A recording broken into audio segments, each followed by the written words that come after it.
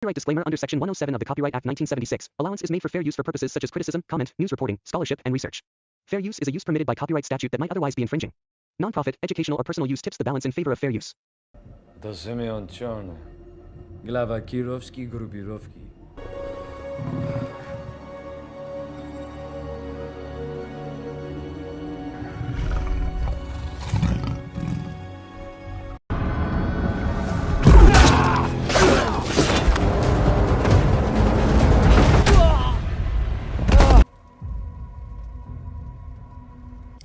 Halo guys, selamat datang di channel Elfilm. Piye kabar lur? Di video kali ini Mimin akan merangkum film yang berjudul Kraven the Hunter yang rilis pada tahun 2024 ini. Film ini bercerita mengenai asal muasal Kraven, yaitu salah satu musuh Spider-Man yang sangat brutal.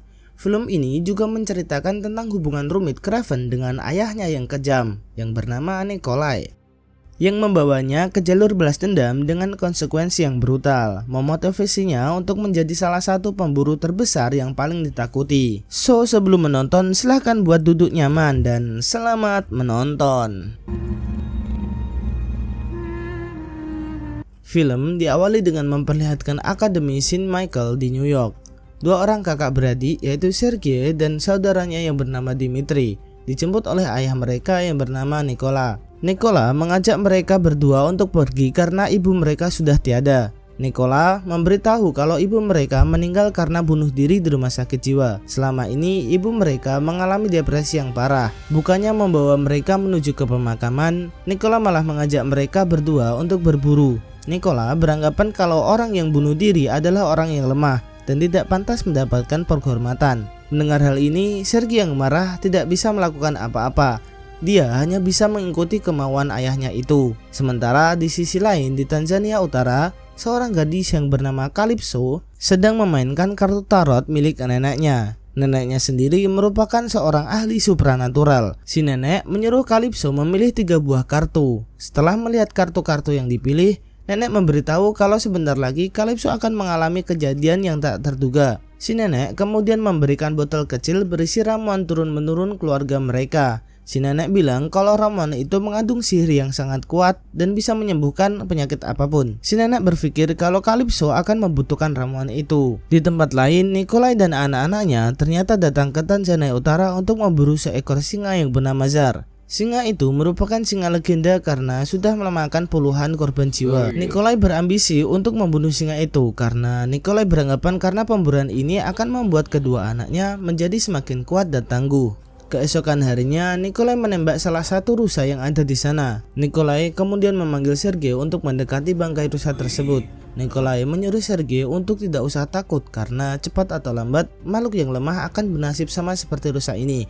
Di antara kedua anaknya ini, Sergei yang paling pemberani, sementara Dimitri terlihat jelas kalau dia ketakutan. Nikolai dan rombongannya kembali bergerak untuk mencari singa Zar. Di acara pemburuan ini, seorang pria yang bernama Alexa mendekati Nikolai. Alexa menawarkan kerjasama dengan Nikolai, namun Nikolai menolaknya mentah-mentah. Nikolai tidak mau berbisnis dengan orang yang lemah. Beberapa saat kemudian, Sergei dan Dimitri tertinggal dari rombongan. Tiba-tiba singa Zar muncul di hadapan mereka berdua. Meskipun ketakutan, Sergei berusaha mengangkat senjatanya. Sergei menyuruh Dimitri untuk bersembunyi di belakangnya. Secara aneh, di saat Sergei menatap kedua mata singa itu, Sergei bisa membuat singa itu menjadi tenang. Tiba-tiba dari belakang, Nikolai menembak singa itu. Hal itu membuat singa Zar mengamuk dan menggigit Sergei. Sergei pun menyuruh Dimitri untuk kabur. Meskipun sudah ditembak beberapa kali, singa Zar itu masih bisa pergi sambil membawa tubuh Sergei yang tak berdaya. Di sisi lain, Calypso yang sedang menemani orang tuanya memotret jerapah di alam terbuka. Tiba-tiba Calypso seperti mendapatkan firasat untuk berjalan menuju semak-semak. Sesampainya di sana, Calypso melihat singa Zar yang meninggalkan tubuh Sergei di semak-semak. Sebelum pergi, tetesan darah singa itu sempat mengenai luka di dada Sergei. Tanpa pikir panjang, Calypso langsung memberikan ramuan ajaib dari neneknya untuk menyelamatkan nyawa Sergei. Tiba-tiba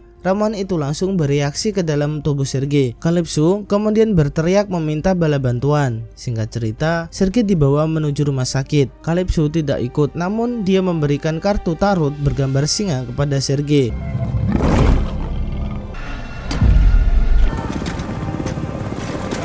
Setibanya di rumah sakit, para dokter panik karena detak jantung Sergei sudah tidak ada. Dia pun dinyatakan tewas. Namun, beberapa saat kemudian, secara tak terduga, Sergei pun hidup kembali.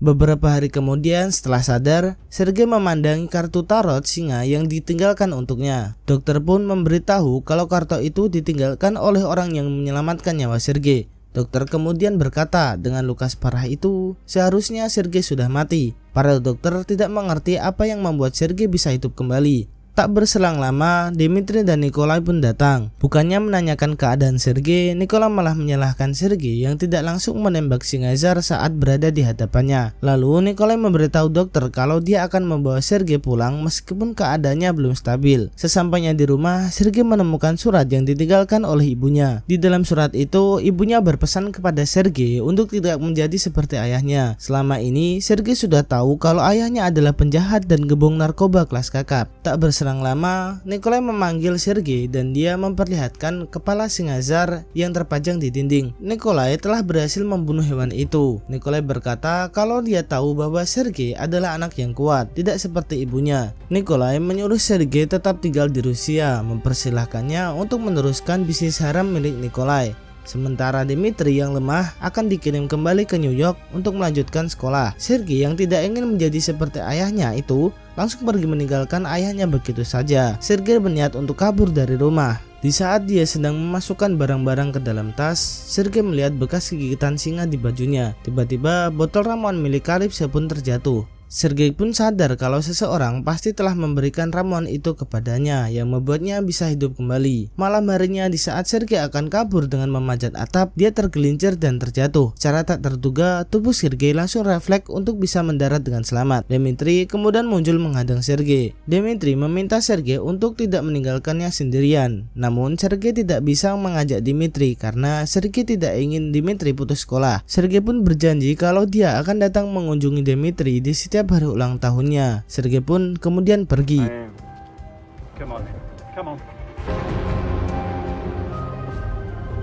Singkat cerita, di padang rumput, Sergei melihat kawanan banteng yang berlari ke arahnya.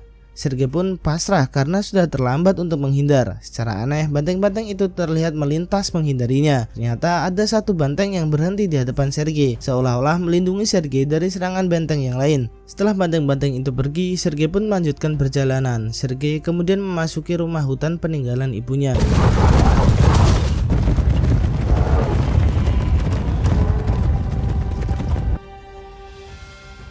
Keesokan harinya, Sergei mulai menyadari kekuatan yang dia miliki. Dia bisa bergerak dengan sangat cepat hingga bisa melihat dari jarak jauh.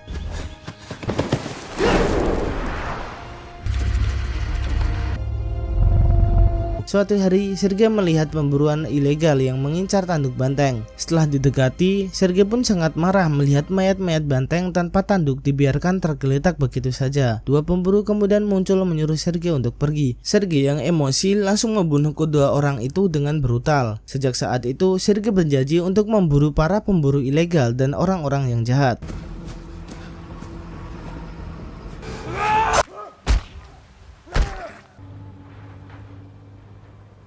16 tahun kemudian, Sergei yang sudah dewasa menyamar menjadi tahanan agar bisa masuk ke dalam penjara Rusia yang berada di kutub utara. Sergei kemudian sengaja membuat keributan dengan anggota mafia yang ada di sana, yang membuat dirinya dibawa menghadap seorang pimpinan mafia yang bernama Simon yang mengendalikan bisnis ilegal dari dalam penjara. Tanpa pikir panjang, Sergei langsung mengambil taring harimau dari kepala harimau yang ada di sana untuk membunuh Simon dan anak buahnya. Kemudian Sergei dengan lincah kabur melewati atap penjara. Sergei berhasil menghindari tembakan para penjaga hingga akhirnya berhasil kabur dari penjara itu. Sergei kemudian berlari menembus badai dan kemudian masuk ke dalam sebuah pesawat yang sudah menunggu. Singkat cerita, Sergei berjalan menuju markas yang ada di dalam hutan.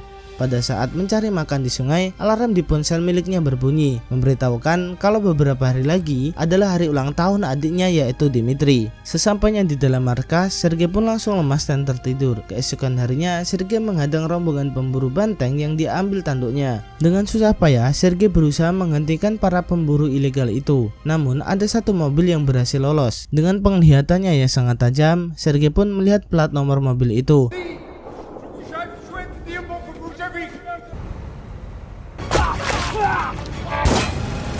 Keesokan harinya, pemburu ilegal yang sebelumnya dihentikan oleh Sergei melapor kepada bosnya kalau aksi mereka diganggu oleh seseorang. Tak terduga orang yang duduk di hadapannya adalah Sergei. Sergei berkata kalau dia telah membunuh si bos pemilik ruangan ini. Found you.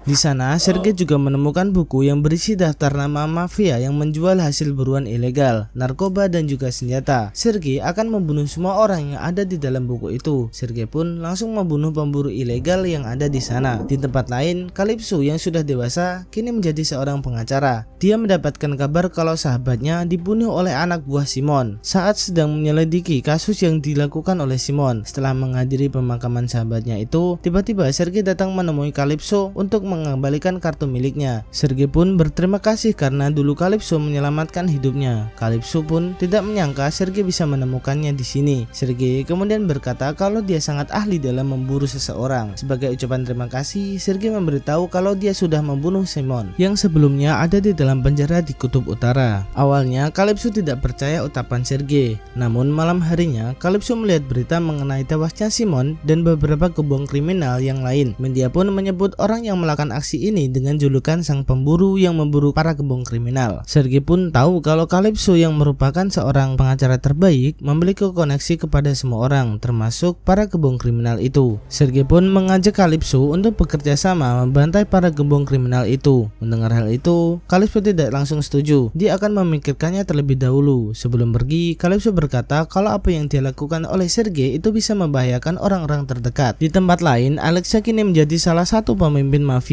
gebong kriminal yang memiliki nama julukan Rhino. Asistennya yang bernama Bert kemudian datang memberitahu kalau Simon telah dibunuh di dalam sel tahanan. Bert mengatakan cepat atau lambat orang yang membunuh Simon itu pasti akan datang mengincar mereka. Rhino kemudian mengajak Bert menemui 3 anak buah Simon. Singkat cerita, Rhino dan Bert akhirnya berhadapan dengan 3 anak buah Simon. Rhino berkata kalau dia akan mengambil alih semua bisnis milik Simon. Dia menyuruh salah satu dari 3 orang itu menjadi anak buahnya. 3 anak buah Simon itu pun tertawa. Rhino pun memperlihatkan alasan kenapa dia dipanggil Rhino. Dia lalu mencabut selang obat yang menempel di perutnya. Hal itu membuat kulit Rhino mulai mengeras seperti badak. Salah satu anak buah Simon lalu menembak Rhino. Namun sia-sia, tubuh Rhino ternyata kebal peluru. Rhino kemudian memasang kembali selang obatnya. Dari jauh, sniper Rhino membunuh salah satu dari anak buah Simon. Satu orang yang ketakutan kemudian membunuh temannya sendiri. Orang tersebut bernama Kadir. Dia bersedia menjadi anak buah Rhino. Pada malam harinya, Kadir diundang Nikolai ke dalam klub milik Dmitri yang sedang bernyanyi sambil memainkan piano di atas panggung. Di sini Nikolai mengajak Kadir untuk bekerja sama mengelola bisnis peninggalan Simon. Namun tiba-tiba sekelompok anak buah Rhino datang menembaki tempat itu. Nikolai menggunakan tubuh Kadir sebagai tameng. Dmitri yang ketakutan lalu bersembunyi di bawah piano. Pada akhirnya Nikolai dan anak buahnya berhasil membunuh semua orang yang menyerang mereka. Nikolai lalu menyuruh Dmitri untuk keluar. Nikolai marah melihat Dmitri yang pengecut dan hanya bisa bersembunyi. Bert melaporkan kalau mereka gagal membunuh Nikolai. Namun Rhino tidak terkejut karena Nikolai memang cukup tangguh. Dia tidak akan mudah dikalahkan. Kemudian Bert memberitahu kalau ada seseorang yang menyelipkan sebuah flash disk di depan pintu rumahnya. Mereka berdua pun menonton video yang ada di dalam flash disk itu. Ternyata itu adalah video rekaman penjara Rusia tempat Simon terbunuh. Rhino dan Bert pun akhirnya tahu kalau orang yang mendapat julukan sang pemburu yang berhasil mengincar para gebong kriminal ini ternyata Sergei,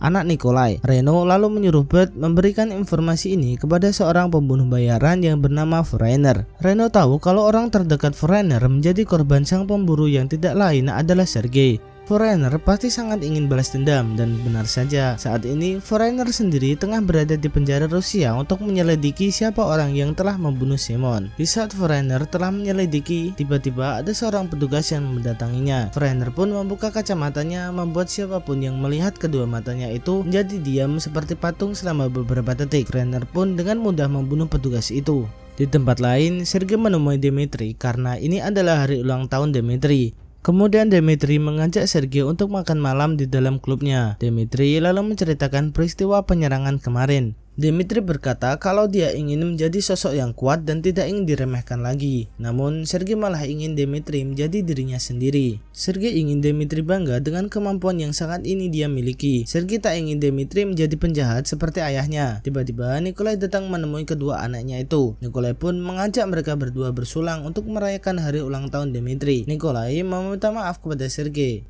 Nikolai ingin Sergei tetap tinggal di sini bersamanya, namun Sergei hanya diam. Sergei kemudian mengantar Dmitri yang mabuk berat ke apartemennya. Di tengah kesadarannya, Dmitri berkata kalau dia tahu alasan kenapa Sergei selalu mengunjunginya di hari ulang tahunnya. Sergei pasti merasa bersalah karena pergi meninggalkannya. Namun Dmitri sudah memaafkan Sergei. Dmitri kini sudah dewasa dan bisa menjaga dirinya sendiri. Dmitri.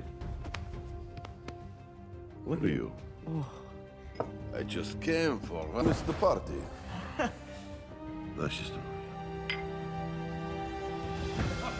Malam harinya, Sergei merasa gelisah dan tidak bisa tidur. Karena mimpi buruk, Sergei pun bangkit dan pergi ke taman. Di sana, dia baru bisa tidur dengan nyenyak. Keesokan harinya, di saat Sergei kembali ke apartemen Dmitri, dia melihat ruangannya sudah berantakan. Sergei kemudian melihat Dmitri yang dibawa masuk ke dalam mobil van hitam. Sergei juga melihat rokok orang yang menculik Dmitri. Dia pun langsung berlari mengejar mobil itu. Sergei kemudian melompat ke atas mobil itu. Sergei berusaha menghancurkan kaca mobil namun gagal karena menggunakan kaca anti peluru. Di saat pengejaran, Sergei melihat Dmitri yang pingsan di dalam mobil. Sergei lalu menghancurkan mobil itu. Di saat dia akan masuk mobil itu, sengaja menabrak mobil lain, membuat Sergei terlempar. Sergei pun kembali berlari mengejar mobil itu sehingga sampai di dermaga. Orang-orang yang menculik Dmitri lalu membawa Dmitri masuk ke dalam helikopter. Sergei pun melempar jaring ke arah helikopter itu untuk menahannya. Dengan susah payah, Sergei bergelantungan di tali itu. Namun akhirnya Sergei terbentur tiang dan dia pun gagal menyelamatkan Dmitri.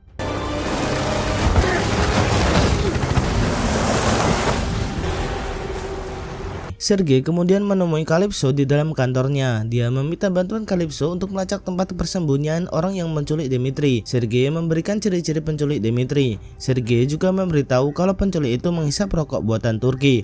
Ada kemungkinan orang yang menculik Dmitri berasal dari Turki. Calypso pun berkata kalau dia akan menghubungi informannya untuk mencari tahu siapa pelakunya. Smokes Turkish cigarettes, probably a national. Find him. Keesokan harinya, Sergei menemui Nikolai di rumahnya. Nikolai lalu memperlihatkan potongan jari manis Dmitri yang dikirim oleh penculik. Si penculik meminta tebusan $2 juta dalam 2 hari. Jika tidak, mereka akan membunuh Dmitri. Sergei pun menyuruh Nikolai untuk memberikan uang tebusan itu. Namun Nikolai menolak karena di dalam bisnis ini, jika dia memberikan uang tebusan itu, artinya dia akan dianggap lemah. Lagi pula, jika Nikolai membayar tebusan itu, Dmitri akan tetap dibunuh. Nikolai malah menyalahkan Sergei yang tidak pernah berada di sisi saudaranya yang membuatnya menjadi orang yang lemah.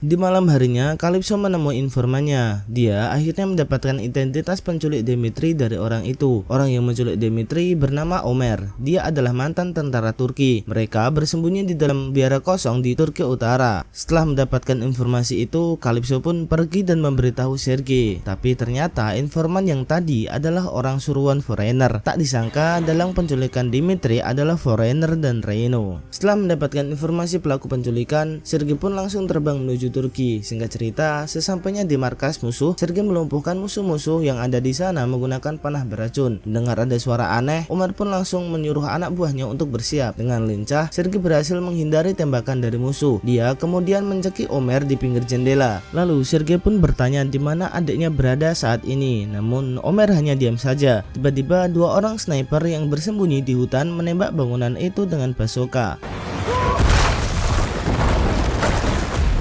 Akibat ledakan itu, Sergei dan Omer pun terjatuh. Di bawah, Sergei kembali bertanya kepada Omer yang sudah tidak berdaya, siapa dalang dibalik semua ini. Omer pun menyebut kalau bosnya bernama Reno. Tiba-tiba puing-puing bangunan kembali jatuh dan menimpa Sergei. Beberapa saat kemudian, foreigner datang dan meneliti anak panah beracun yang digunakan oleh Sergei.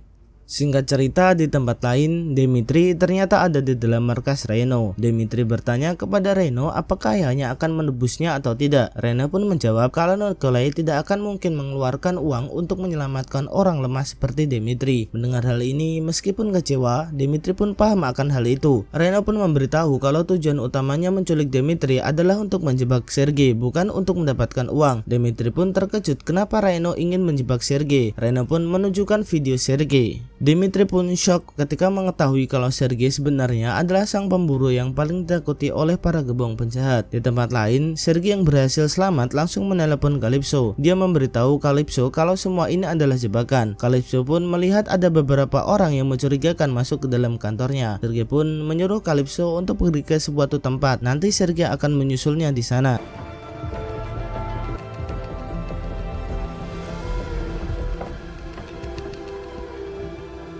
Di tempat lain, Reno memberitahu Dimitri kalau mereka berdua memiliki kesamaan, yaitu sama-sama selalu diremehkan. Namun sekarang tidak ada lagi yang berani meremehkan Reno setelah Reno berobat ke seorang dokter sekaligus ilmuwan yang ada di New York yang bernama Miss Warren yang telah merubahnya. Selain menyembuhkan semua penyakit yang diderita oleh Reno, orang itu juga merubah Reno menjadi lebih kuat dari manusia biasa. Lalu Reno mengajak Dimitri untuk bekerja sama mengambil alih bisnis Nikolai. Dimitri pun langsung menolaknya. Meskipun selama ini dia selalu diremehkan, namun Dimitri tidak akan mengkhianati keluarganya sendiri. Reno yang marah berniat untuk membunuh Dimitri, namun Bert mencegahnya. Mereka masih membutuhkan Dimitri karena ternyata Sergei masih hidup. Tiba-tiba Foreigner datang memberitahu Reno kalau dia tahu di mana tempat persembunyian Sergei, dan Foreigner menunjukkan tanaman beracun, yaitu bahan racun yang digunakan oleh Sergei. Tanaman ini hanya tumbuh di wilayah Serbia, dan Foreigner yakin kalau Sergei masih ada di sana. Father's respect, or anyone else's. Until I was strong, I was indestructible. Boys haven't checked in. I can't reach them.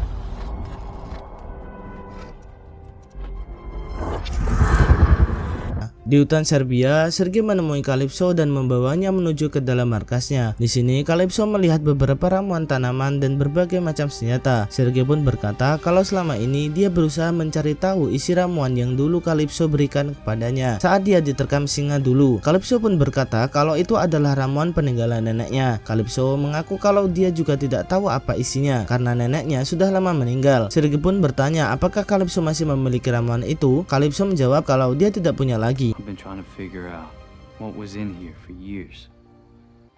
No. She died not long after that trip, and I never saw her again. Saat sedang asik mengobrol, ternyata Reno dan pasukannya sudah sampai di hutan Serbia untuk mengincar Sergei. Foreigner juga sudah menyiapkan senjata khusus berupa anak panah beracun untuk membunuh Sergei. Reno kemudian menyuruh Dimitri menelepon Sergei. Setelah menelepon dia angkat, Reno mengajak Sergei untuk bekerja sama mengambil alih semua bisnis ayahnya. Namun Sergei menolak karena dia tidak ingin menjadi ayahnya. Reno pun berkata kalau dia terpaksa harus membunuh Sergei. Reno langsung memerintahkan anak buahnya untuk berpencar memburu Sergei. Tiba-tiba muncul macan putih yang menyerang mereka. Dimitri pun memanfaatkan hal ini untuk kabur. Di dalam hutan, Sergei menyerang anak buah Reno satu persatu. Sergei menggunakan jebakan yang mereka bawa untuk menyerang mereka sendiri. Reno kemudian memanggil pesawat untuk mengebom hutan itu. Dengan lincah, Sergei berhasil menghindari dari serangan bom itu. Foreigner kemudian menembakkan anak panah racunnya sehingga mengenai Sergei. Sergei pun mulai berhalusinasi. Dia mulai membayangkan makhluk yang paling ditakutinya, yaitu laba-laba. Sergei yang marah berniat menyerang Foreigner, namun itu hanya ilusinya saja. Di saat Sergei mulai tak sadarkan diri, di situ Foreigner pun bisa menghajarnya dengan mudah. Honestly, I thought that would be harder. Sebelum menembak Sergei, Foreigner menyuruh Bert untuk mencari Dimitri yang kabur. Setelah Bert dan yang lainnya pergi, tiba-tiba Calypso datang memanah Foreigner hingga tewas. Bert dan anak buahnya pun mengira Foreigner telah berhasil membunuh Sergei. Tak diduga, Calypso ternyata masih memiliki ramuan ajaib peninggalan neneknya. Dia pun kembali meminumkan ramuan itu kepada Sergei. Di tempat lain, Bert akhirnya berhasil menangkap Dimitri. Bert juga melaporkan kalau Sergei sudah mati. Mendengar hal itu, Reno pun kembali membawa Dimitri. Reno pun berpikir siapa tahu Nikolai mau menebusnya karena sekarang anaknya tinggal satu. Di tengah jalan, Reno dan Dimitri melihat sekawanan banteng yang datang. Dimitri pun dengan sigap langsung mengencangkan sabuk pengaman. Sementara itu Reno melepas selang obat, merubahnya menjadi seekor monster badak. Para banteng itu mulai menerjang rombongan Reno dan anak buahnya. Sergei pun kembali datang. Reno pun akhirnya berhadapan langsung dengan Sergei. Reno yang sekarang berwujud monster badak yang sangat kuat bisa menghancurkan truk yang menghantamnya hingga terjadi tabrakan menembakkan beruntun. Bert pun langsung terlempar dan langsung diajar oleh banteng. Rhino dan Sergei pun bertarung dengan sengit. Sergei menyerang dengan pisau, namun sia-sia. Sergei pun kewalahan melawan Rhino yang sangat kuat.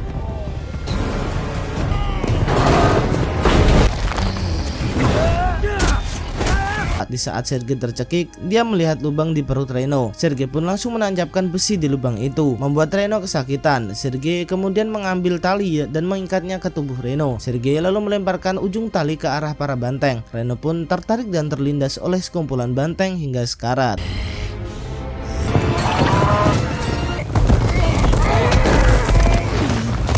Sergei kemudian bertanya siapa orang yang memberitahu Rhino kalau Sergei adalah sang pemburu yang membunuh gebong-gebong penjahat. Rhino pun menjawab justru orang terdekat Sergei lah yang telah mengirimkan rekaman video yang mengungkapkan identitas Sergei. Melihat Rhino yang sekarat, Dmitri kemudian datang berniat untuk membunuh Rhino. Namun Sergei melarang adiknya melakukan hal itu. Dia tidak ingin Dmitri menjadi pembunuh. Rhino pun akhirnya mati karena terluka parah. Beberapa bulan kemudian Sergei mendatangi ayahnya yang sedang berburu di tengah hutan sendiri.